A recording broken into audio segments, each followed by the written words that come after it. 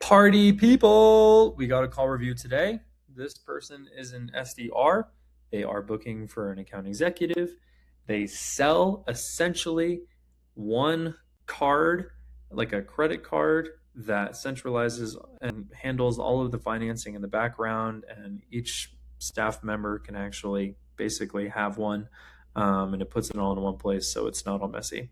To my understanding, I'm not an expert in this company, and this person ends up booking the meeting, but I would say it was probably a very high chance of a no-show. I have listened to this call, so we're going to go through it, and I'm going to try to give brief advice when I can. But I will say off the bat, the structure of this call is actually very good, but the how it was done definitely needs improvement. So let's get into it.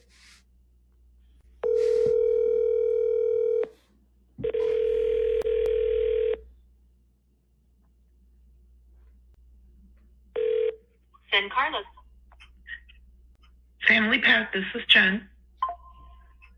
Hi, Jen. How are you doing? I'm good. How are you?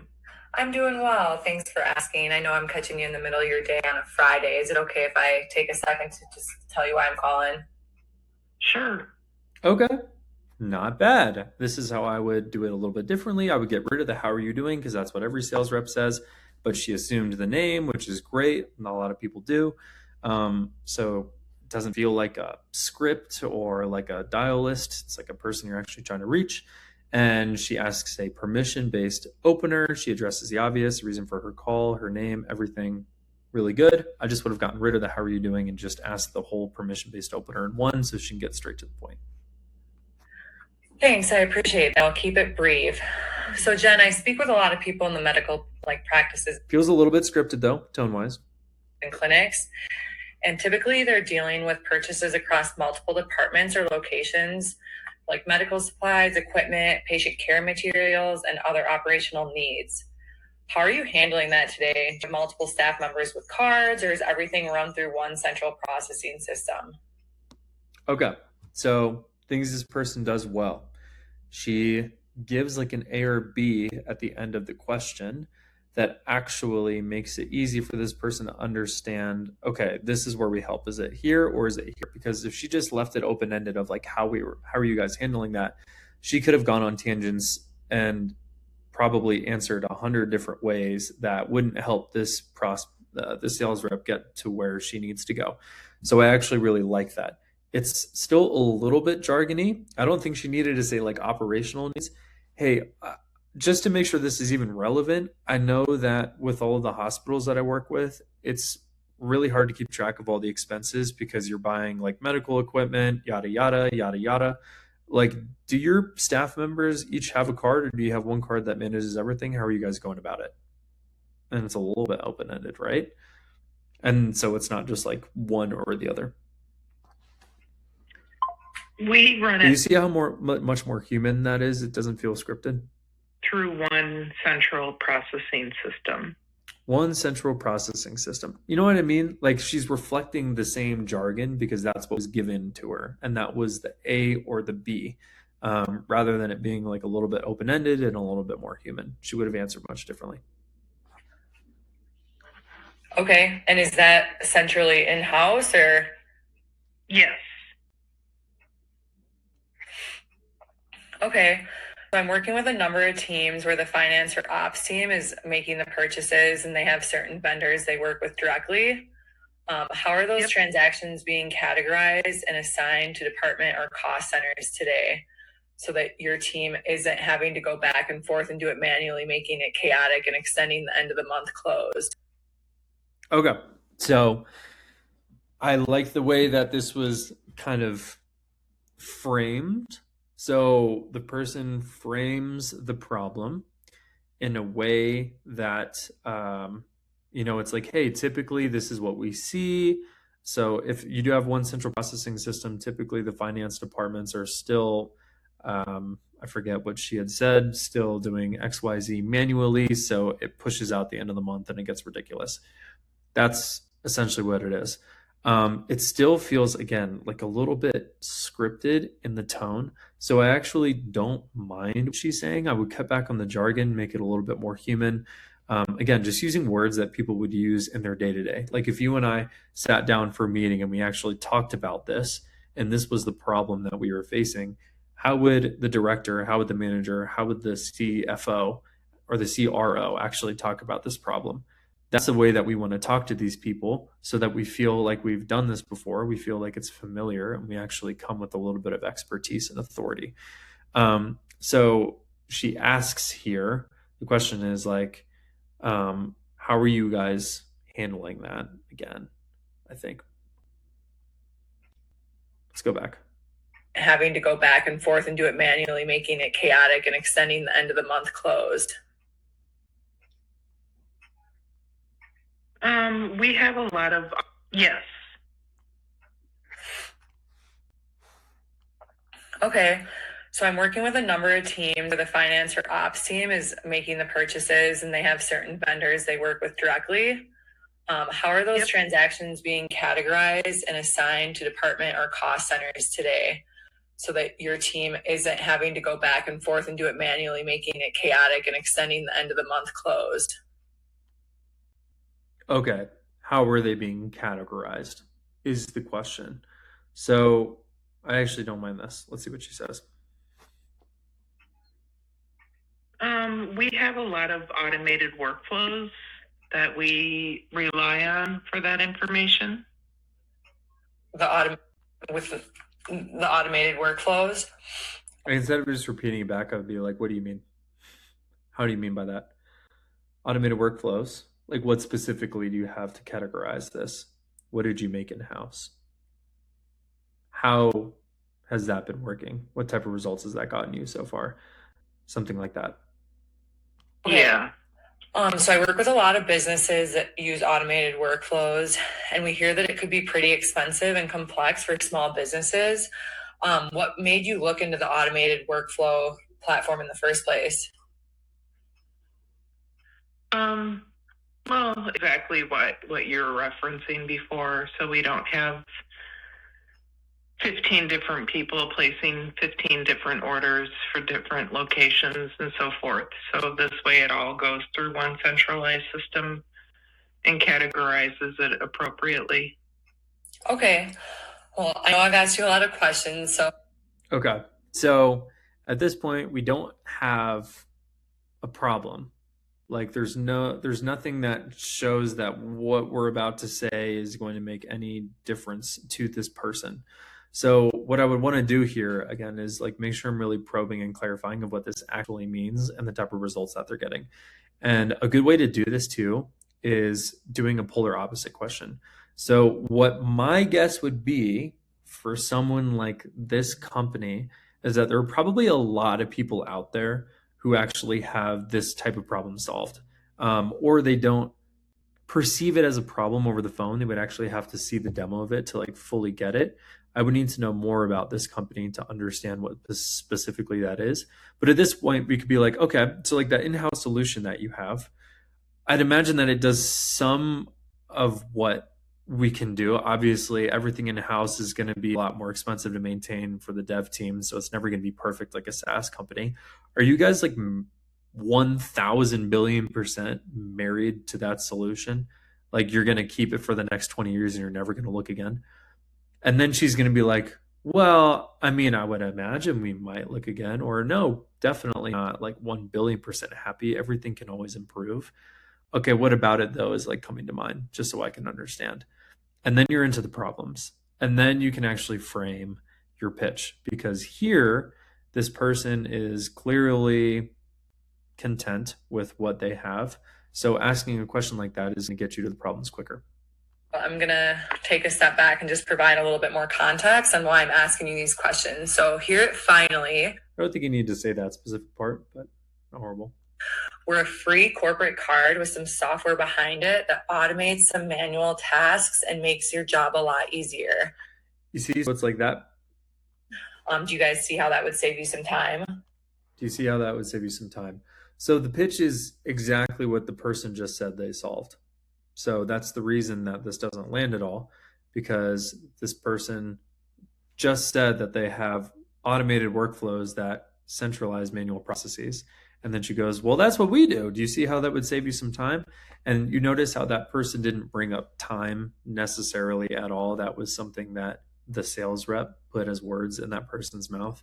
So that's why we need to get to these problems before we just pitched for a meeting, because the chances of this person, even if they say yes, showing up to a meeting when we don't have the problems or it seems similar, they're going to forget why they showed up to that in the first place when someone books over that calendar slot and they're like, what was this again? Right? So the other thing that we can do is, instead of seeing how would that save you time after we make a much more real, imaginative pitch that is actually using the problems that they said, instead of saying something that we made up, let's actually use the problem that they said or leave it open-ended. How does that compare to what you're doing today? How does that resonate with you? Does it feel like that's something worth looking into? When you think about this from a long-term perspective, is this something that you feel like at any point would be something worth exploring? And if they say yes, you're in. So that's where you probe and clarify. But let's see where this goes. I have no idea. Okay. Yeah, she goes, I have no idea. Because it's like there's no meat there. There was nothing to use because this person didn't give the sales rep anything. Well, let's do this. Let's set up a 20 to 30 minutes. Let's do this. Don't say that. It's kind of like a that's like if you're working together on something, be like, okay, let's compromise. Let's do this instead. But like a let's do this is like a I'm the sales rep and I'm gonna tell you what to do. It just doesn't necessarily land, especially with type A prospects. Luckily, she's type B. Zoom meeting so we can share our screen and show you specifically the areas where we can help solve like some of your pain points. See how she said pain points? Like that should be the problems that they actually solved for this person or this person is facing. And also just sharing your screen is not a reason to meet. Does next week look for you? Like maybe just in case they're exploring it in the future. Like, what does that mean?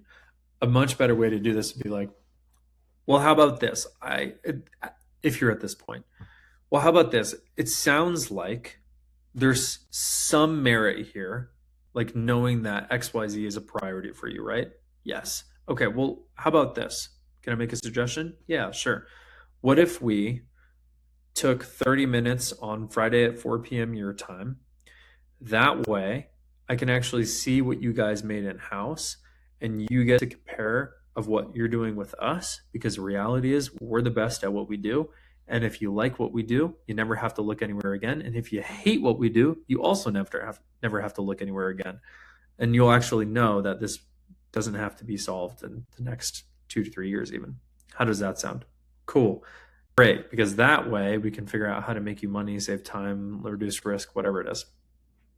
Monday afternoon or Tuesday morning? Actually, we're in the middle of moving. Brush off number one.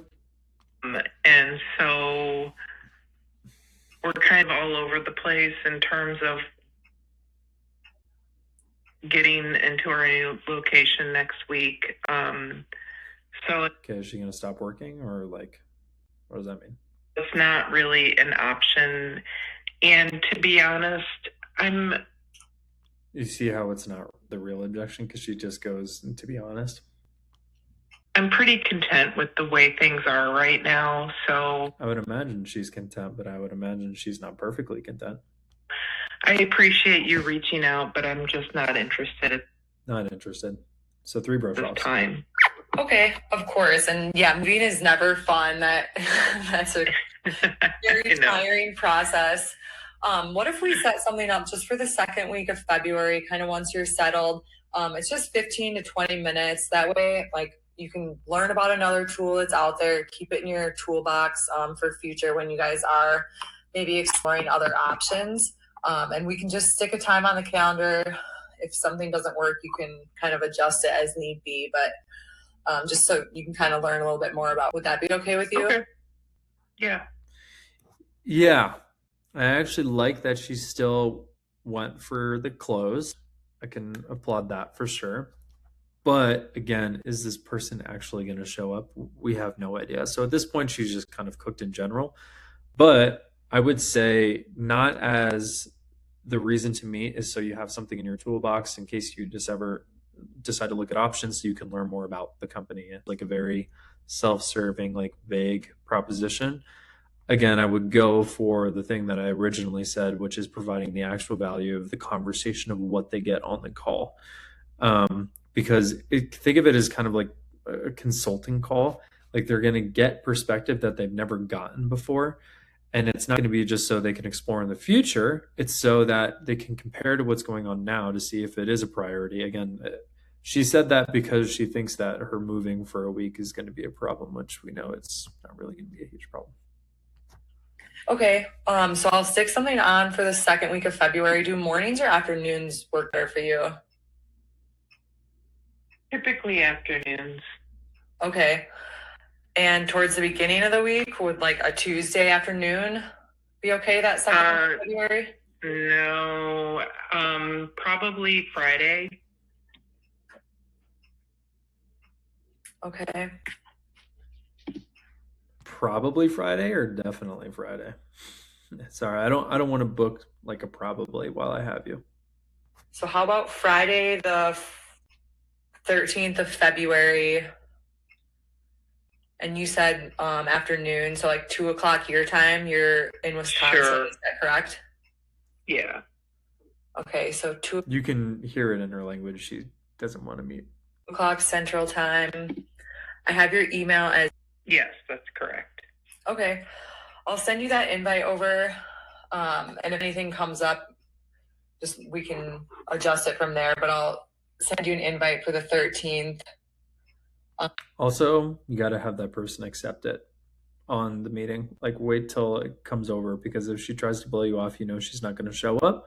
If she does accept it when something does get booked over it, she's already accepted a meeting. She's already agreed to meet with you, so she's going to feel worse to no-show it, which means you might increase your chances by 15, 20%. At 2 p.m. Okay, sounds great. All right, well, have a Sounds great. good weekend. I hope you guys stay warm. I have a lot of family in La Crosse, Wisconsin, and they said they're gearing up for like a... And then she kind of talks about the weather, which is actually okay. That's when I prefer to build rapport, is obviously after we've talked about the problems and now we can solve them. When you book the meeting and when it's accepted and everything is gone over, that's when you build rapport, because that's kind of like the extra 5% of how they remember you. But overall, again, the structure of the call was actually really good. The issue was we never got any problems, and the pitch was cookie cutter and very simple and was a little bit leading. So I would say for this rep, the biggest things she can do is say, but if she truly wants to like use these questions as the questions that she asks, and I'm sure they'll fluctuate time to time, she needs to like memorize them, because I can tell that either this was script that was just made, maybe it's just a tonality problem, or maybe she feels like it needs to be exact, or maybe she was given a script by her manager. So all of these things can be adjusted. We have to be human. We have to show up to care about these person's problems. We can't just go down our list of questions, although most of the meat was there, so I can't hate on her for that. But even though she got the meeting, this is going to be a tough uphill battle for whatever account executive takes it. And this might be an hour on the calendar that could have been used to prospect other people who are actually interested. So just some thoughts. I would say overall, maybe like a 5 out of 10, because the skeleton is there, but everything in between definitely could be dialed in.